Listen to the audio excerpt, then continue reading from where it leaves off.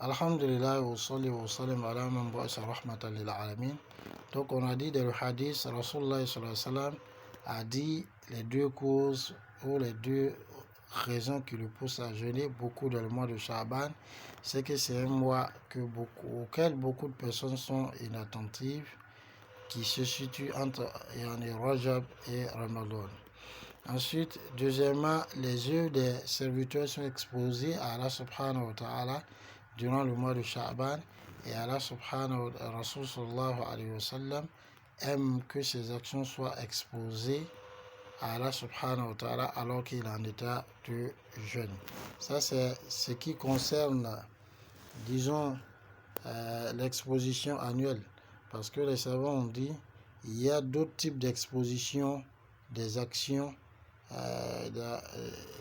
qui concernent l'exposition quotidienne, donc chaque jour, et l'exposition hebdomadaire, ce qui se fait chaque semaine.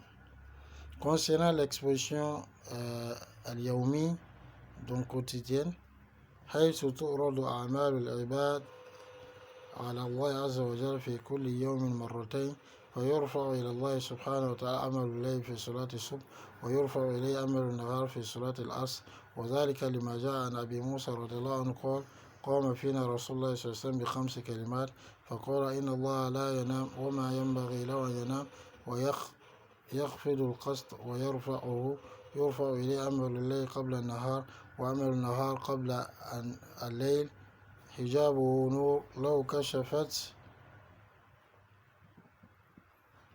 أهرقت سبحات وجه من انتهى إليه بصر من خلقه. رواه مسلم.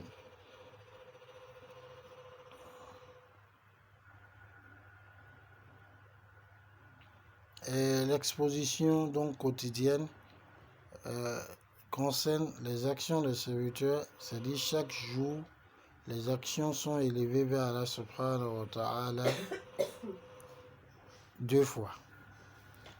Donc les actions de la nuit sont élevées vers lui à la prière du souk, et les actions de la journée sont élevées vers lui à la prière du asr. Et ceci à cause de ce qui est venu de le hadith de Abu Musa al-Ash'ari radhiyallahu anhu, qui dit que le prophète sallallahu alayhi wa sallam s'est levé parmi nous et il a dit 5 paroles. Il dit Allah ne dort pas et il ne lui convient pas de dormir. Il dit que les actions de la nuit sont élevées vers lui avant la journée et les actions du jour sont élevées vers lui avant la nuit. Il dit son voile est en lumière. Si il lui fait découvrir les lumières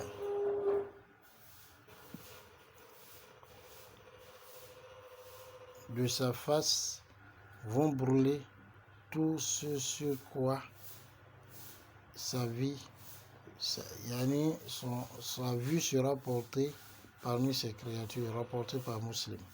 Ici, le hadith ne veut pas dire que la vue d'Allah subhanahu wa ta'ala a une limite, mais c'est pour dire que ce qui est vu, ça a une limite.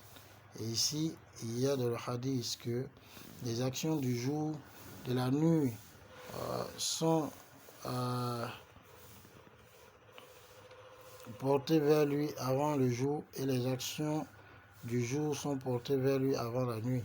Donc chaque jour, les actions sont exposées à Allah deux fois. C'est-à-dire les actions de la nuit avant à la prière du souk et les actions du jour à la prière du asr. Ensuite, on arrive à ce qu'on appelle al-ardu al-usbu'i. C'est-à-dire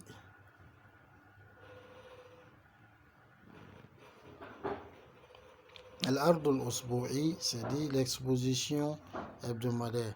حيث تعرض أعمال عباد الله عز وجل في كل يوم اثنين وخميس لما جاء عن أبي هريرة رضي الله عنه قال قال رسول الله صلى الله عليه وسلم تعرض الأعمال في كل يوم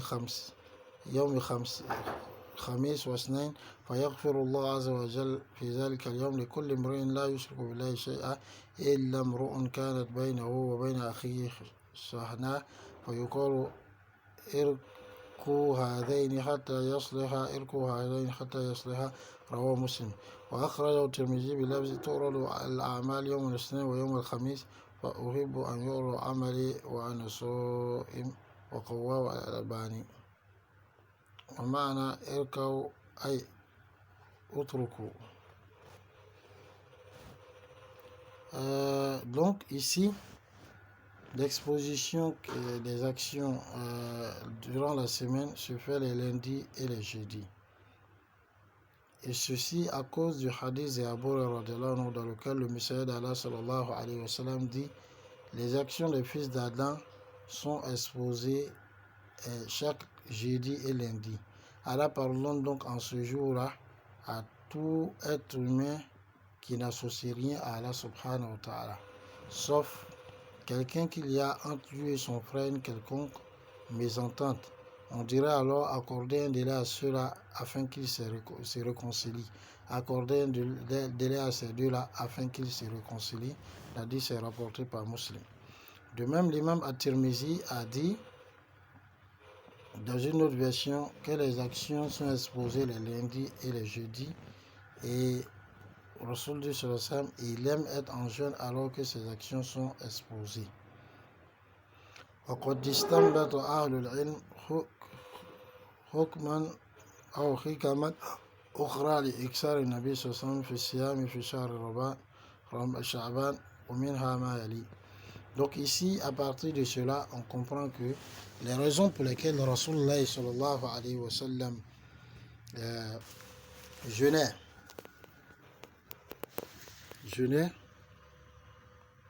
beaucoup dans le mois de Sha'ban, c'est que premièrement, c'est un mois durant lequel les gens sont insouciants, et jeûner à ce mois, c'est des moments qui plaisent à Allah subhanahu wa ta'ala et qui sont assez méritoires. Deuxième des choses, les actions des fils d'Adam sont exposées à Allah subhanahu wa ta'ala. Et on a dit que les actions sont exposées annuellement, ça c'est dans le mois de Sha'ban. C'est exposé quotidiennement, ça concerne chaque jour, c'est-à-dire les actions de la nuit à la prière du Souk et les actions du jour à la prière de Hassan. Et troisièmement, les actions sont exposées chaque semaine, c'est-à-dire les lundis et les jeudis.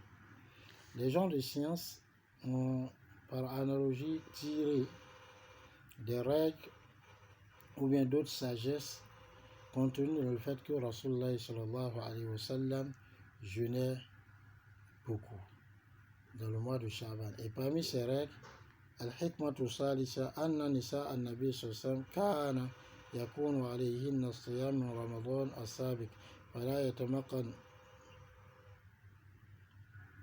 yatamakkanna fi qada'i illa fi shahr Ramadan شعبان لقيامهن بشؤون النبي صلى الله عليه وسلم فكان عليه صلى الله عليه وسلم يكثر من صيامه مواساة منه لهن وجبرا لخواترهن وهذا بلا شك لفتة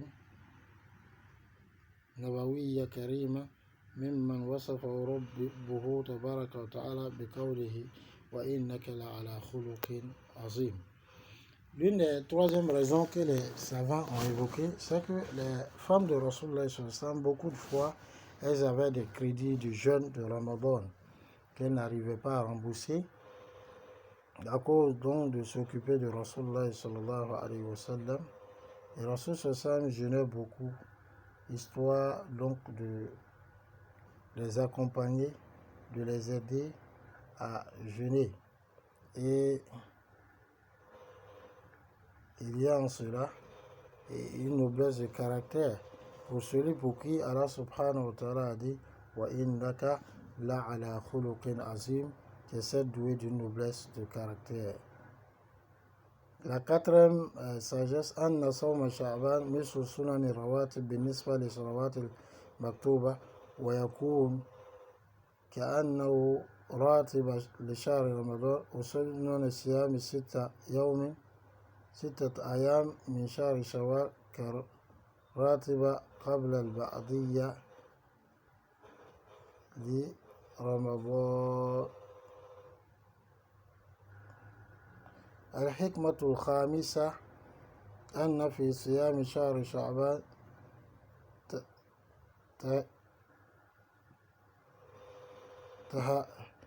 تهيئة تهيئة النفس وتمرينها على الصيام لتكون مستعدة لصيام رمضان بقوة ونشاط وتجد حلاوة الصيام ولذته. Donc la quatrième, car on accorde la bonne compréhension, on va continuer.